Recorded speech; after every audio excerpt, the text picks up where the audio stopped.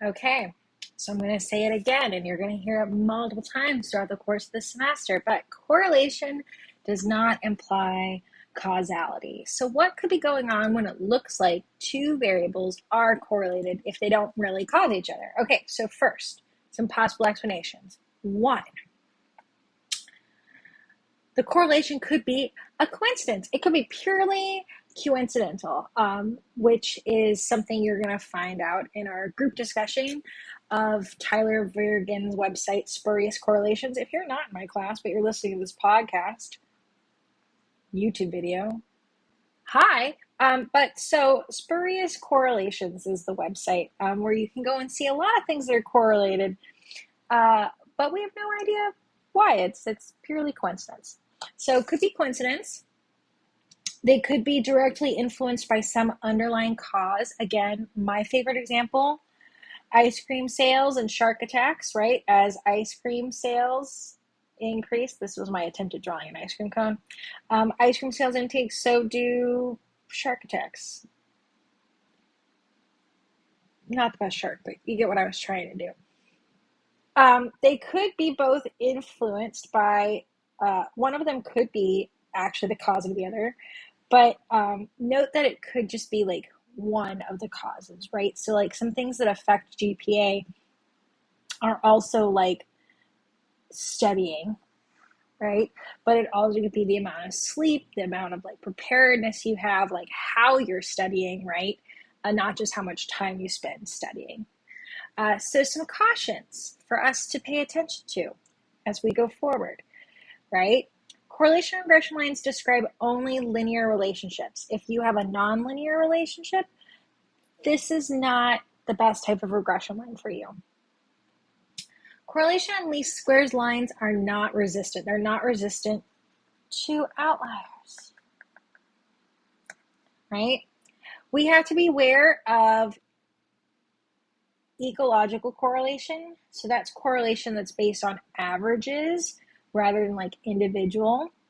We have to be aware of extrapolation, right? That's when we're predicting our variable outside the range of X, right? Like, oh, if I work out 18 hours a day, if I sleep, oh, what is the example? Okay, if I work out 2 hours a day and I eat 2,000 calories, like I'll burn X amount of calories. So if I work out 18 hours a day, I could, see how many calories I could burn if I work out 18 hours a day. But there's no way you could work out 18 hours a day. So you wouldn't want to do like something like that. We also have to be aware of lurking variables, right? These have an important effect on a relationship, but maybe are not included in your study. So let's go through an example. Which of the possible explanations are most likely for the following? Coincidence, underlying cause, or that one may actually cause the other. So first one would be the correlation between infant mortality rates and life expectancy. So infant mortality rates are the percentage of babies who die. Cheery data. Data isn't always describing cheery things. Okay, and life expectancy.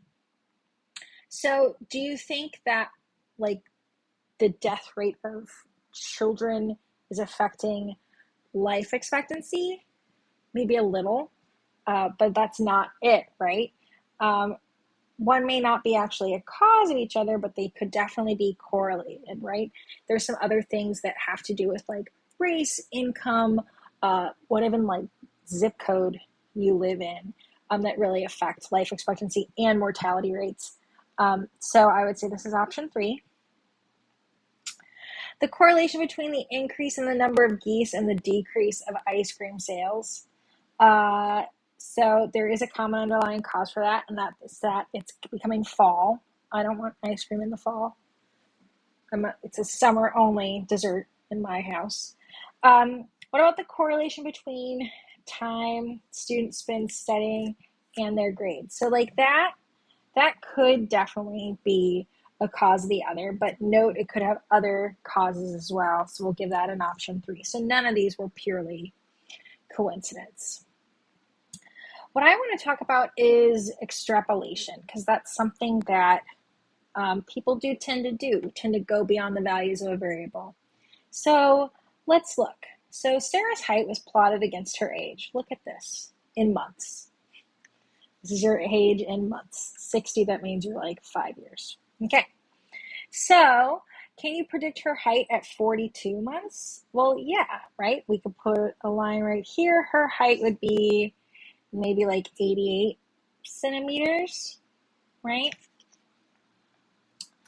But could I use this to predict her height at 30 years, right? 360 months? No, that's like way beyond our rounds. Also, like people's like height, like in life tends to be like this, and then it kind of peters off, right? And then you shrink a little. So you wouldn't want to do that, right? So now I'm going to give you the equation for this line, right? This line of best fit, and we can calculate both of these. So if I have the line y hat equals 71.95, right? That's when you're 0. That's how many centimeters tall you'd be. That's kind of funny. And slope of 0.383x, right? This is positive. We don't know the correlation. It looks to be pretty highly correlated if we look at the red points on this yellow line, but we haven't been told R, so we can't be certain. So at 42 months, we would find, if we substitute 42 in, we would find a height of 98 centimeters, right? So I'd have y hat is 71.95 plus 40 times 0.383. That's how I got my answer. Right, but then if I went ahead and plugged in 30 years, which was 360 months, you would get 209.8 inches. So she's predicted to be 6 feet 10 inches tall at age 30. Now she might be 6'10". That's totally could be possible. There are some very tall folks out there, but you wouldn't want to like predict your 5-year-old's height based on this chart. Next, again, we got to beware of lurking variables, right? So, So observed meditation, yes, no, was like our explanatory variable, and the response was the level of an age-related enzyme, right? And so like this study, when it was conducted, and it's cited in your textbook, showed that like, oh, those who observe meditation age less. Well, those who observe meditation, there might be some other lurking variables, like they're already like eating healthy, very conscious about their mental health, very conscious about like taking care of themselves physically and emotionally, right? Possibly less stress. So all of that could have affected the levels of age-related enzymes. So you got to be careful of lurking variables. So again, correlation does not imply causation. Even very strong correlations may not correspond to a real causal relationship. Correlation can be explained by a lurking variable. It could be explained by coincidence, right? So in this study about social relationships and health, it was asking, does lack of social relationships cause people to become ill? And there was a strong correlation between lack of relationships and people becoming ill. Or, thinking about lurking variables again, are unhealthy people less likely than others to establish and maintain social relationships?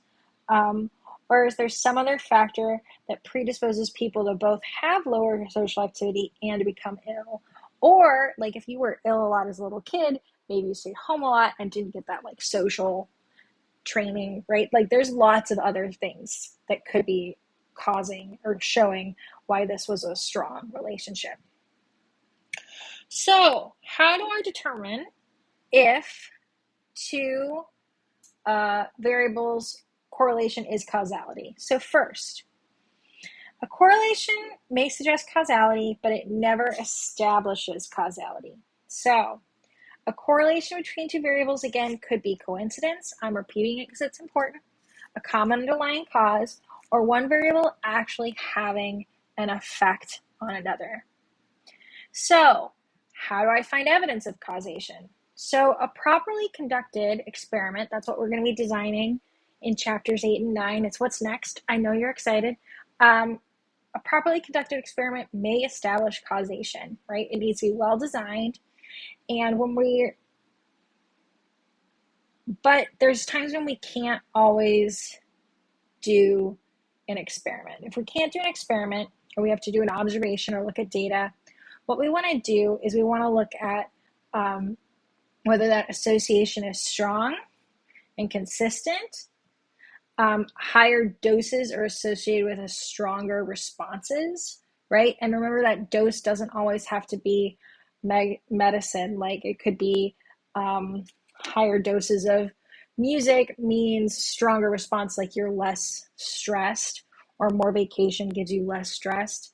The cause precedes the effect, and the cause is plausible. Like it has to be like a reasonable explanation, right? Shark attacks aren't being caused by ice cream. So we're going to go through one final example. I've got 3 studies, and I want you to tell me whether the prediction or implied prediction should be trusted in each of the following cases, and explain why or why not. And by tell me, that's kind of, rhetorical, but I want you to like think about it, okay? So we found the best fit line for the correlation between the numbers of hours per day that people exercise and the number of calories they consume each day, right? And we've used this correlation to predict that a person who exercises 18 hours a day would consume 1,500 calories per day. Should we trust this prediction? No, you can't exercise more than 18 hours a day. This is an example of extrapolation, right? We're going beyond the bounds of our data collection.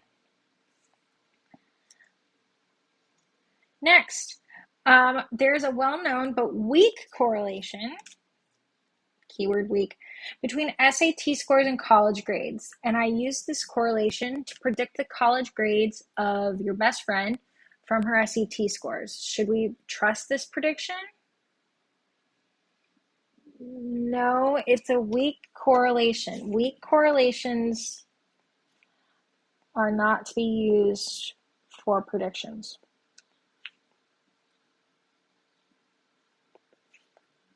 Used for predictions. And lastly, historical data have shown a strong negative correlation between national birth rates and affluence. That is, countries with greater affluence tend to have lower birth rates. This data predicts a high birth rate in Russia,